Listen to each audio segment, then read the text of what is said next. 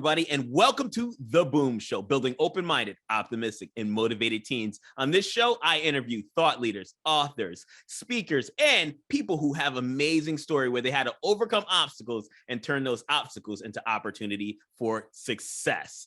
If this is your first time watching the show, do me a huge personal favor. Hit that subscribe button, the little bell, so you get a notification and never miss one of our episodes. As you know, my name is Coach Rahz, aka The Motivator from RahzSlaughter.com. I am the author of Student Success Secrets, Unlock the 7 Secrets for Developing Inspired and Motivated Teens. On today's show, we have Melanie Upright. And Melanie is the author of More Time to Lead. This is a book for principals, educators, so that they can shift their thinking, get into a growth mindset, and more importantly, help build leadership within the school so that they can help students overcome any obstacles and become successful in life. She dives into amazing stuff that we talk about: getting bit by a tick, diversity, overcoming barriers, innovation. This is going to be one to watch if you're an educator. So let's jump into the show. As always, boom! Coach Rahz here, aka The Motivator, and we are back with another boom interview. Today we have Melanie Upright. How you doing, Melanie? Hey there, Rahz. Thanks for having me. I'm excited to have you here. I think we're going to have a great time chatting all things education, inspiring stories. We're even going to talk a little bit about a tick bite. Looking forward to diving into that. So Melanie, I mean, you and I got the opportunity to connect on LinkedIn, which I find is really just a great opportunity to meet like-minded people who are doing, just trying to do amazing things. Can you share with our viewers a little bit of your backstory? I know you're in education, and we will dive into your book as well. I'd like to share a little bit from that. So tell us a little bit about yourself.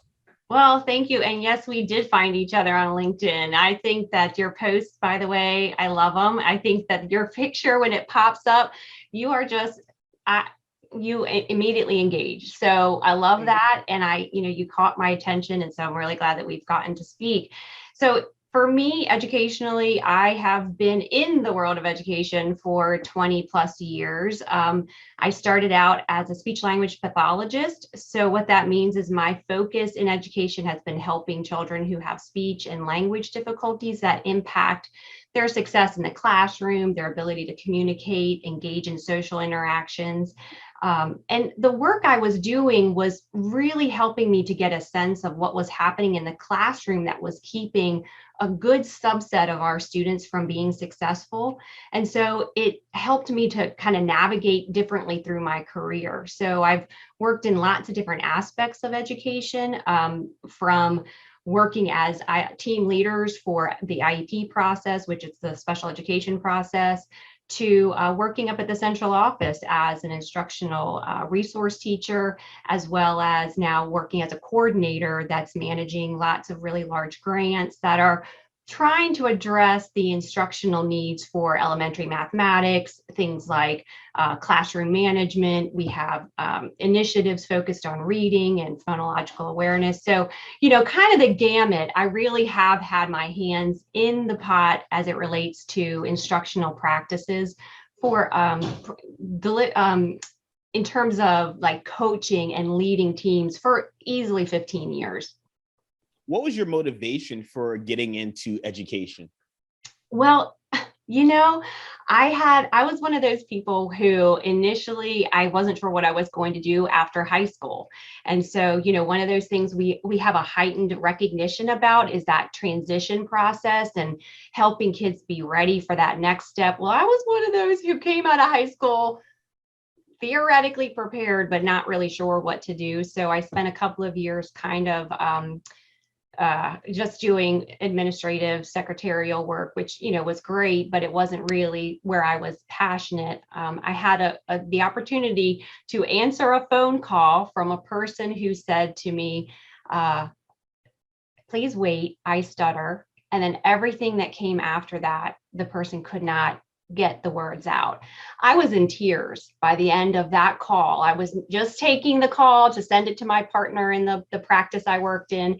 And it instantly hit me that this is the population I wanted to work with. I knew that this was something I could excel at. It was amazing. And then it was light speed ahead, and I haven't slowed down since. So, the work in education means I get to hands-on, real world help a person in their actual life needs. And it's really very different than working in a medical setting or a private practice, which I've also done.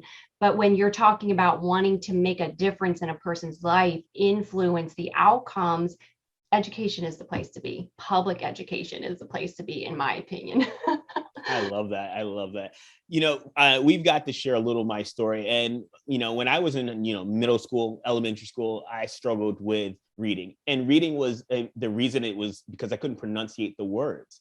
Understanding that being in speech, that if you can't pronunciate the words, it's going to lower comprehension, making reading almost impossible. How do you see that? Has that evolved in the work that you're doing? And when you find a kid who's struggling, what type of assessment or test do you do to kind of help that child? Oh, absolutely. We know so much more about how to promote effective reading that I do really see a much brighter future for students who, present like you're describing.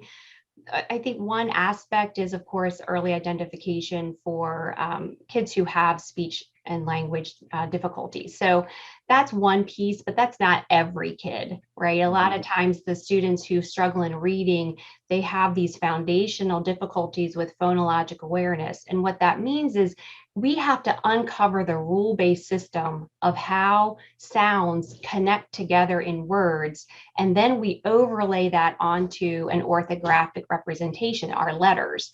So the first stepping stone occurs in our 3-year-old, 4-year-old, 5-year-old years of being in those educational settings. So this emphasis on, early classroom opportunities for kids, it is really founded in this understanding that we have to give kids an opportunity in these enriched environments to discover the rule-based system. And teachers are really just key in that. I can tell you that I never read a book until I was out of high school. And I learned because that I was auditory, I took notes, which helped me get through. But when you're only taking notes, it's your own interpretation of what's going on at that time. So it made school a little bit more difficult for me. And I was lucky enough to keep the Norton Reader, which is like a big short story book. I had it, and I taught myself how to read by learning how to just word by word, following the words. I know that some schools have resources. And some schools don't. I know I'm here in Florida and a lot of schools aren't. How do you get resources like you were just sharing into some of the schools that are less, I guess, fortunate? Yeah, well, the federal government currently, of course, with our pandemic that we're experiencing, there are lots of resources being made available to school systems with the emphasis on addressing the learning gaps that have occurred because of our virtual instruction and just the overall impact through the many different lenses that kids have been affected. So, I think firstly, it's the funds could be there. The question is, how do we address a prioritization of the skill set and the actual curricular resources for teachers? I think part of the issue, and that's what I wrote about in my book, is that there are these pressing concerns that come up for education leaders that really pull us away from foundational skills and knowledge that all teachers have to have, that we really do need to be nurturing and developing consistently. It's not something that we do at once and we say, okay, we have this in place. That's not how it actually works. And because you're this expert in, learning and professional growth, we understand that there is this process we all go through to really integrate, to own knowledge, to be able to use it effectively every day. And it's not going to likely occur for most of your educators in a single year's initiatives. I love, that's a great transition. I want to talk about more time to lead. But before we get into that, like you hit upon, social emotional learning. It's a topic that I've studied, and I realized I went back and in my own book, I had to break it down and look at my life and go, okay, if this would have been installed in my elementary school, in my middle school. And I know a lot. I mean, right now, I think we're probably like 48 every state almost has some type of curriculum. But Are you seeing in the educational world that SEL is really being installed, or is it just something that's kind of being glossed over? Oh, we have something in, we have a class in. Are kids really getting the benefit of social emotional learning, and do educators have the tools and resources to really implement it? So I can speak for Maryland, and in Maryland, we do have a greater emphasis on this. So we are seeing curriculums come into place where we didn't used to, right? Previously it had been kind of band-aided. It was overlaid on top of some of the other classroom management expectations, but now there are fully developed curriculums that are being put into place, which is amazing, and it's a great first start. But when you say, is it fully there? No, it's certainly not fully there. And one of the things that for me, I always circle back to is because our classrooms are inclusive by and large. Most of our classrooms have a range of learners, from kids who have, really I guess, heightened skills and ability to be successful in the environment, to kids who have really lots of barriers and struggles, even to the extent of having diagnosed disabilities. We have this range. And so the curriculums they're not necessarily built to immediately allow a teacher to implement across that range of need.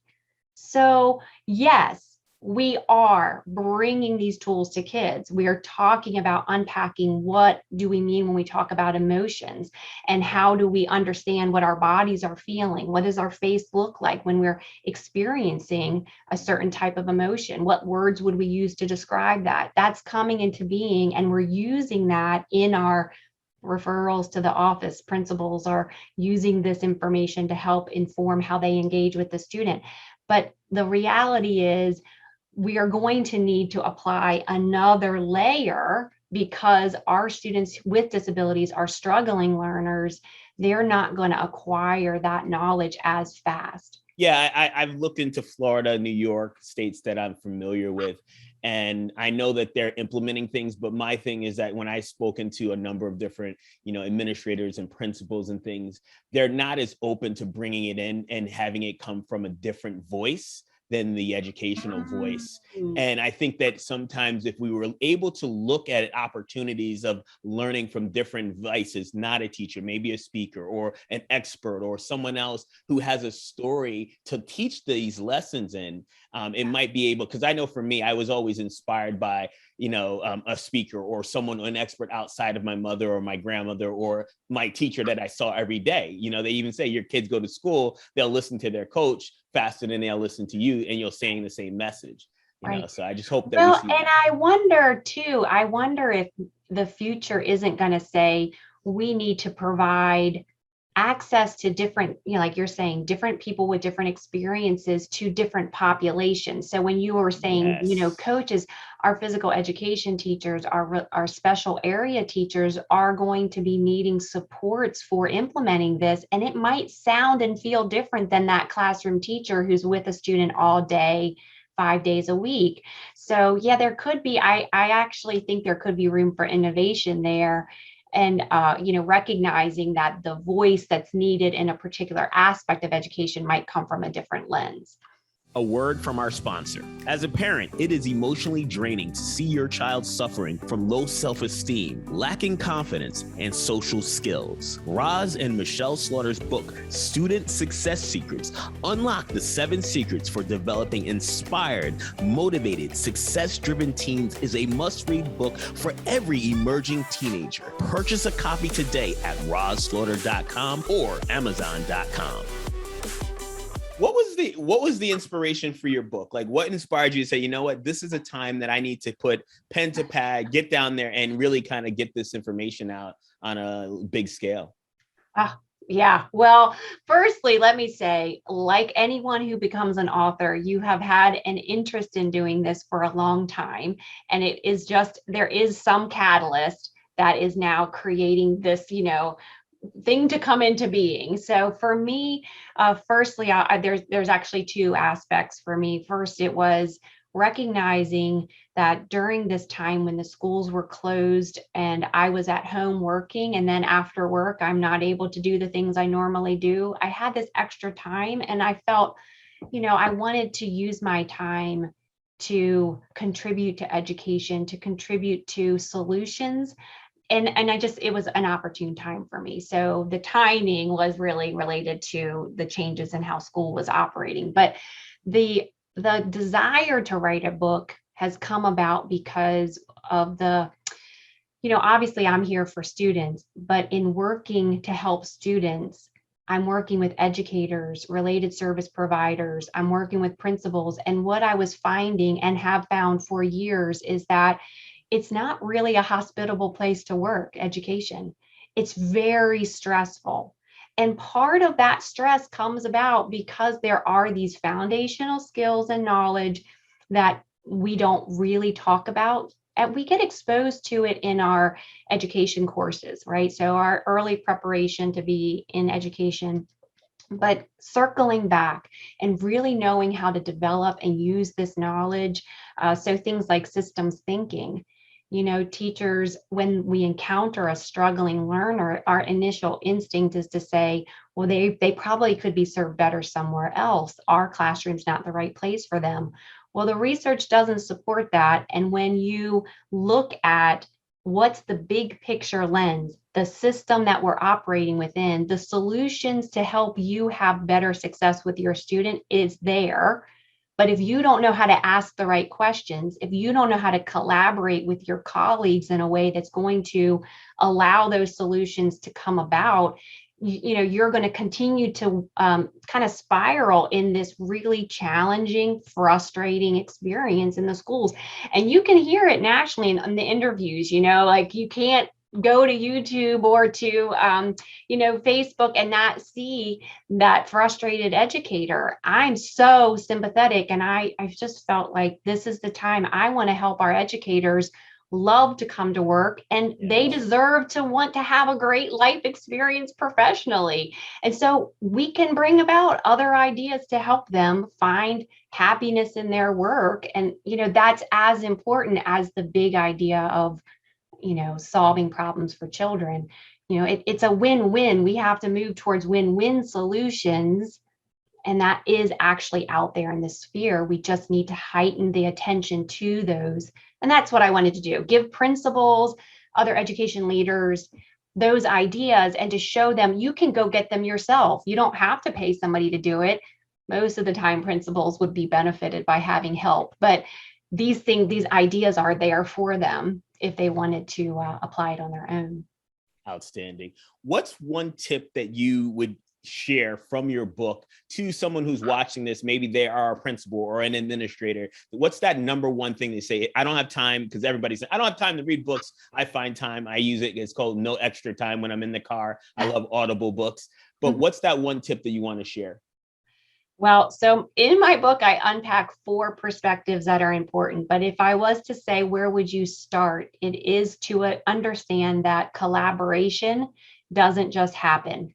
We are built to be competitive in the US. Our education system just embodies competing with each other. So when you step into the work environment, a school environment that is a collaborative environment, there is an assumption that we can just operate effectively there collaboratively. It's not the case. It's actually a skill set that teachers need to learn how to utilize.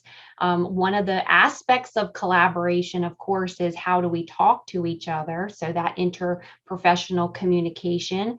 There are ways that are effective and ways that are less effective. And we see a lot of less effective, unfortunately, in the school environment.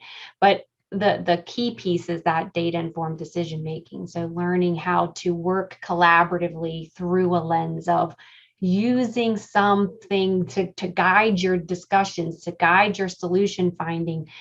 We call it data, but you don't have to be scared by that, because I know data is a dirty word. Right. Well, I can't read that. Yeah. So that's my big one, that collaboration, it needs to be trained. And if I could just add one last or other little aspect to it, where I came to understand is through a partnership with Johns Hopkins University, and they had this innovative model for building collaboration. But by diving there, investing time learning that with them, leading teams in my county through this work, I also had the opportunity to notice that this work originally has been really embraced in the medical community through initiatives with the World Health Organization. So the WHO has been promoting interprofessional collaboration to solve big medical problems throughout the world. And the effects they're having, like, this is not something that is a possible solution. We see that it does make the difference, and the investment in training the medical staff to work effectively is, a key aspect of what they're doing. I love the way you said that, because I think that when I used to always wonder why the medical field didn't collaborate. I felt like one doctor, one system, no one knew. And I had 5 doctors with my grandmother when she was sick. And I'd ask and no one had taught. Right. And I'm like, wow, this is a problem. And then when you think about education, I've had the opportunity over the last few months to talk to a lot of educators, and I feel like they all feel like they're on their own island at times. Yes, and they're it's like their own, they're the only ones experiencing these difficulties. And you mentioned PDs, we'll get into that, but you said barriers of innovation. What are some of the barriers of innovation that you've seen in the education market? Well, the first one is just the competing voices, that there's priorities that are identified based on current events that take everyone's attention in another direction. So that's one barrier. But the other real barrier is just not, I don't know how well we understand implementation science and just the learning process. Right. So for an adult to take on new information, there is actually a predictable way of seeing where a person's at and knowing what kinds of support they need in order to move to the next level. You as a coach, I know you experience that with your team, not your team, but your clients regularly, that one client is primed and ready to go and they can fly with whatever you're saying. And the next person, you say the same thing to them and you get nowhere. Yeah, exactly. Yep. So that understanding that learning dynamic means that we are going to be approaching systems change through a lens that says there is a need for some individualization. There's a need for prioritizing. That's the wrong word. There's a need for us to persevere over time. So implementation science research has told us that it takes 3 to 5 years for a new innovation to get to a point where about 80% of your staff are implementing with high levels of effectiveness. That's a commitment. That's a time commitment. That is you saying, I'm going to be facing challenges. Teachers are going to be upset with me. They're going to be confused, and I'm going to keep going. That's a hard one, because you're going to get kickback, and then that kickback, and then a lot of times you're fighting to keep your job. You're fighting to worry about, the parents who, in your book, you talk a little bit about behavior, and that's a huge obstacle that teachers and educators are facing. And then they have to try to come up with innovations to improve all of the different systems so that they can save their energy. It's a tough battle, and not sure. I don't have the answer. I don't know. I doubt any of us do. We just have to kind of get in there and try to make those innovations as time moves forward. Right. What do you think the responsibility for parents, how does that integrate into a student's ability to be successful in school?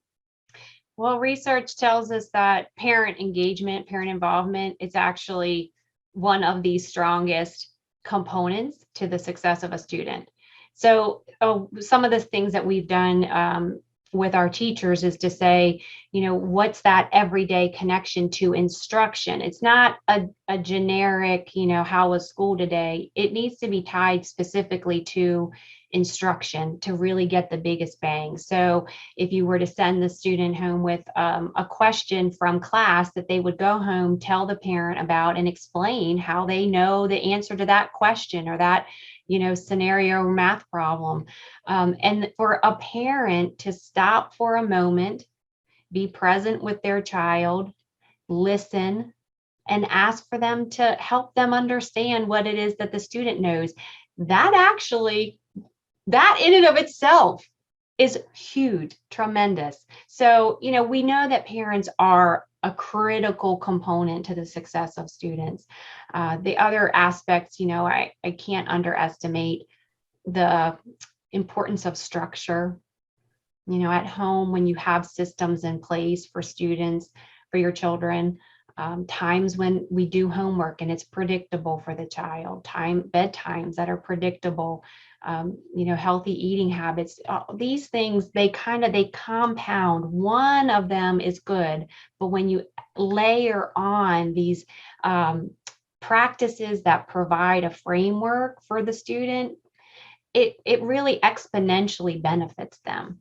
The other thing I would say from the lens of a speech language pathologist is that communication piece is huge. So, reflecting back what your kids are saying and hearing them, engaging in conversation, valuing book reading, these are all, the research has said these make a difference for kids growing that language. We need them to not just understand basic vocabulary, they need to understand a vocabulary that reflects the world, to be able to talk about the current events in their community. So parents who talk with their kids and talk with them about all kinds of topics really help kind of set the stage for the learning that the kids do in the classroom. So parents have a huge role. And one thing I know some parents face is feeling like they don't have a way to engage successfully with the school. And so one of the things that I would just encourage parents to do is to have regular communications with the teacher, not through the lens of saying, I have a problem, but to say, I want to understand better. I mean, I've had the opportunity to learn at the knee of thousands of my clients over my career, and most of them being women. And when we've talked, a lot of it, and I'm the ear, and they're ranting about, the teachers and schools and things. And so it's really given me a different filter to kind of have this shift in my career. One of the things that I've found that I'm working with a lot of parents on is teaching them skills that they don't know they didn't even know they needed. To, when you said listening and questioning, a lot of times when you have kids, like my son is 17, he gives me 1-2 word answers. So I have to come with 3 and 4 questions in order to get him talking. And I think that, I know parents are busy. I know but what do you share, like, as an educator and someone who's working with, the education world, how do we get more teaching and training and tools for parents? And is there a way that we can do it without kind of hitting their ego? Wow, that is a big question. And I suspect you have some great answers to that question too. I have some insights, but yeah, and I think you should add on here and share them too. But for me, I do see that there is not an easy to access point for parents to get consistent information. It is a searching, and unfortunately, a lot of what we find is maybe not the most reliable or the useful types of information. So finding that high quality where, if you invest your time, you're going to get the bang for your buck. I mean, I think that's key. Now, the schools, we do parent events, and we do through, particularly for students with disabilities, a lot of, I'm going to say, actually, I can't even speak to this. I'm just going to say in Maryland, we have parent centers where we do trainings for parents. But just this week, I was in a special education citizens advisory council meeting where a parent came on and was sharing that she her child was just provided an assistive technology device for communication. So her child has severe communication deficits, and this device was an iPad with an app that would speak for the child. Well, there's a lot of training that goes into this, training for the student, training for the teacher, and parents need training. And so the parent had said, you know, no one trained me on this. I don't know what I'm supposed to do with it. I go to the playground and I have this thing, but I can't use it. And, I'm so frustrated. What am I supposed to do? And so by hearing that very specific need, we are now creating a training that's going to embrace parent coaching, opportunities for them to engage with speech pathologists and classroom teachers around this. And it's going to create a place for learning that we didn't really realize was necessary before. So I think parents asking also is a really great help for the schools. We do seek out from parents through our Title I schools.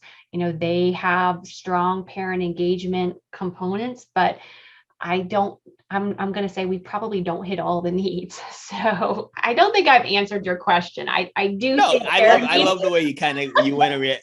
From my, coming from a different place, I didn't think I was going to be working with parents. My goal, my passion is to inspire and motivate teens. So I was like, oh, this is going to be great. But I realized that I was giving them tools and they were coming back and they were hitting walls because their parents didn't understand, the psychology of beliefs and attitude and self-talk and what that does to them. And so then I was like, oh, I'm going to have to create a course that allows the parents to kind of go along and do the collaborative learning experience. Here's what the parents should know about this. Here are the questions that if you want to see if your kid is lacking skills in whether it's social, emotional, whether it's decision making, responsible understanding how to take information in, communication. What are they saying to themselves about themselves that's relaying this energy out? I get a lot of kids who are introverted or shy or not making friends, and we just want to automatically say, oh, it's bullying or it's something. I want to empower and inspire kids to step into their own greatness. So I'm giving them those tools, but I didn't realize that I had to create sub tools for the parents as well. And I think within the education world, I'm seeing that as well, where we can look at it as a collaborative teaching and learning experience. Parents, educators, coaches, everybody coming together with one mission.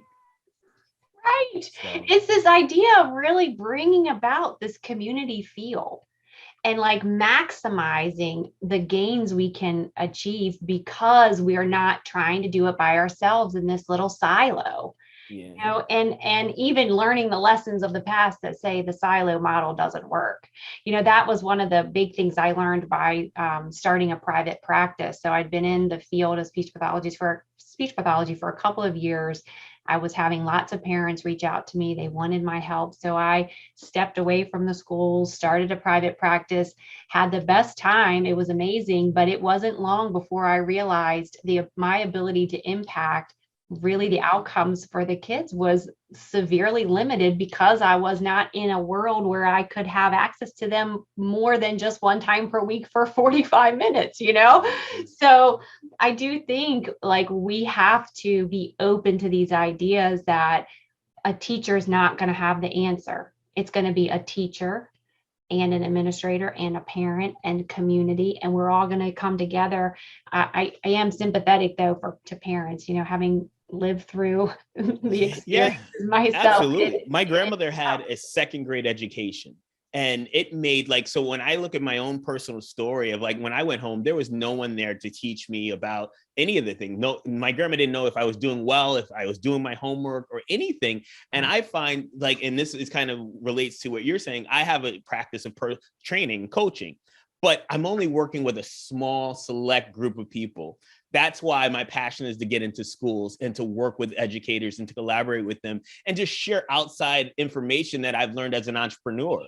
Yes. Because I think that if we can find a way to bridge, I've run into some, stumbling blocks where it's I'm not a teacher. I didn't go to school for education. So what do you know about this? But I have 20 years of working with parents. thousands and thousands of clients, I think I can share. And that's where I want to kind of bridge the gap and really just kind of find a way to say, oh, we have a problem. Let's come up with a solution so we can win for the students.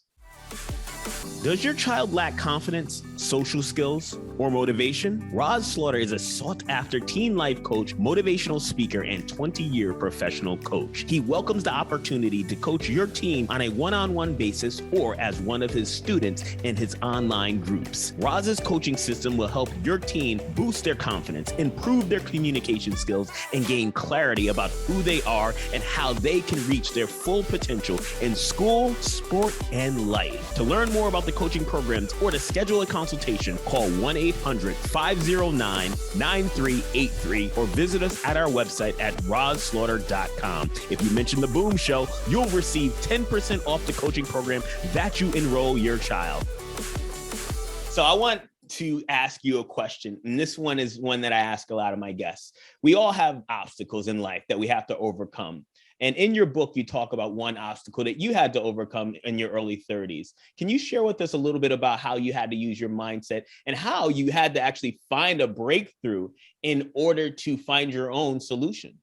Oh, thanks for asking. Yeah, actually, it's a pretty pivotal experience for me. And it almost is the reason why I'm here today, looking to have a larger voice and make a bigger impact in education. So I was one of those lucky mid-Atlantic people who got bit by a tick. And that tick did produce that bullseye. And I started the treatment for Lyme disease. And unfortunately, I was one of those people who I just didn't respond to the treatment. And my conditions just kept escalating. So after 4 years of, intense antibiotic treatment with lots of different doctors, and in addition to other treatments that I was taking, I was hitting this point where I realized I'm not going to find the answer in the traditional medical community. They had done everything they could. I felt like I had followed their guidance pretty strictly, and it wasn't working. And so I wasn't willing to believe that I was going to end up in a wheelchair, severely debilitated. And so I started pursuing different ways of solving my problem. So with that, I researched practices to build my immune system to help bolster whatever my body's natural ability to solve this problem was. And I thought, I'm just going to invest there. So I did apply lots of different interesting practices, like I became a vegan, yoga, meditation, Mm-hmm. Lots of physical activity. That gradually I got into the physical activity. It takes time because that's hard work. Mm-hmm. And over a short period of time of applying this, I did recover. But the aha for me that really has helped me to understand the education world is that the change that allowed me to, have the solution meant I had to get over my own self, right? Who is a person who's a vegan? A person who's a vegan is an interesting character, right? Mm-hmm. And I can't, if I was to say to my friends and family, no, I can't eat that because I'm a vegan. I could not step into, even though these solutions were right there, they were research driven, supported by eons of research that said it could be a way that I could get better. I couldn't do it because I didn't believe in myself it was possible for me to be a vegan. So it took really a change process. I went through this change process of about a year of investing in understanding myself, understanding the benefits and what was the risk of me not stepping into it. Yeah. And once I could go through that, then I did it. And now it's just like, oh my gosh, that's actually the change process for everything. Yeah. So, being able to see that and know that now, when my speech pathologists, we do systems change work all the time, and they face barriers, they face challenges that are coming up from the classroom. And what I say is, let's talk about where you're at in this systems change process and what is your voice doing for that teacher in their systems change process. So we talk a lot about that we're all in this process of understanding the new information and stepping into a readiness for that change. And we don't all go through it the same way. So it's just this openness that it's not about anybody deliberately, intentionally trying not to do. We're all trying to understand the challenges we have. And for me, I just happen to be the personality type that I was like, I'm going to do it myself. But a lot of people, they really benefit from having a coach. And I'll say for me, I just started working with a fitness trainer, and I came to the conclusion that I needed to do that because I could not, no matter how much I was studying, make myself do it. So it's like having that peer interaction to help you achieve these big goals. It also is another component of the, personal development and what that means for us to be able to do these big things, these new things in our careers, in our personal lives. Awesome. I'm glad to hear that. And I'm glad to hear that you're working with a fitness trainer, because someone who's been in the fitness industry, I think that, I understand that there's a blockage. We all have our skill sets that make us special. I call them your superpowers, whether it's a kid or an administrator or a professional, we all have them. And in those genius zones, we're able to work really well. But the things that don't come easy for us, we need to be willing to hire out. And that is one of the reasons that I started my practice. I started working with teens as a success coach. I can integrate fitness and exercise and body awareness because that's where I lived for my entire career. And when you're going through that process with fitness, it is like that. Oh, I never saw myself. I had to get over the label. Like I never saw myself as a cyclist. And now I'm a cyclist. Like I got the funny uniform and the glasses and everything. We have to stop telling ourselves these stories about who we aren't so that we can become what we should and we want.